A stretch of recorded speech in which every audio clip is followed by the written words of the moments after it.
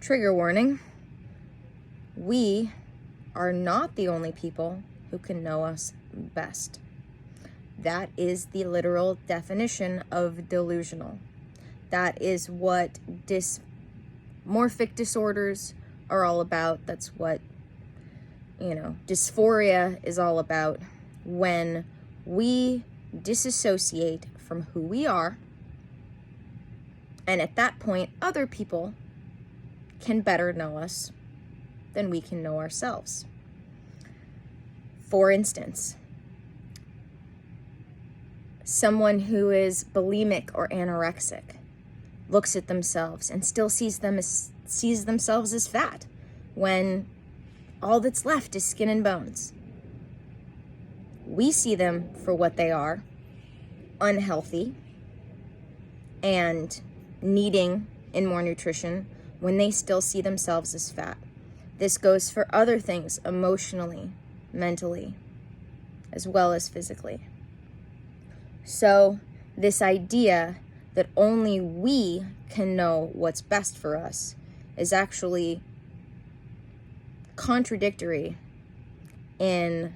or not contradictory, but can seem contradictory to the spiritual teachings, but is in fact reality to some degree.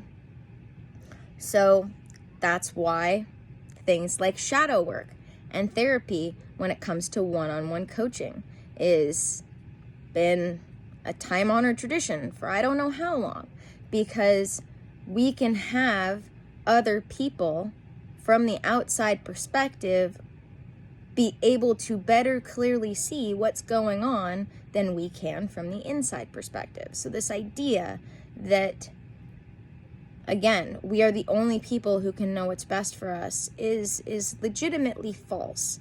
I think about children growing up who want to do all sorts of stupid things, like set their hand on a stove when it's hot, or jump into a fire, or whatever it may be. We as human beings have learning processes that teach us what's best for us, and that's why the age-old adage of, respecting your elders was and is still important. Now, I differentiate between mental elders and physical elders. Someone can be physically, in linear time, older than you and not necessarily be wiser than you.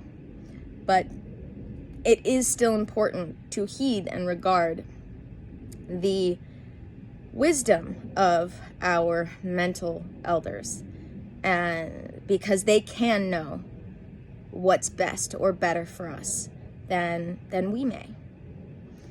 So when I talk about taking into consideration things yourself first, then trusted spheres of influence,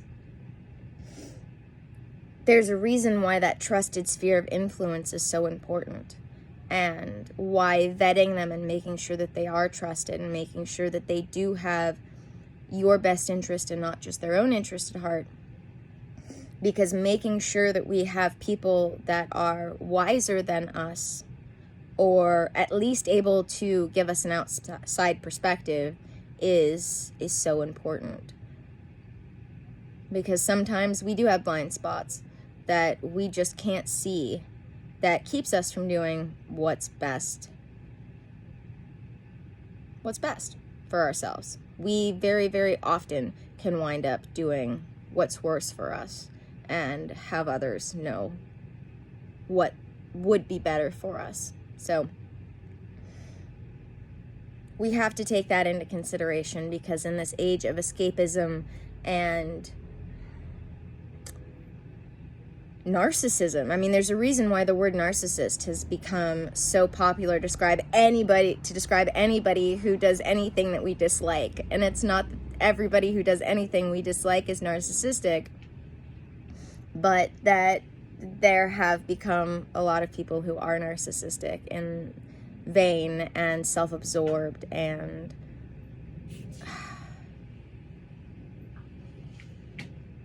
oh gosh, what's that other word? Entitled. Very, very entitled.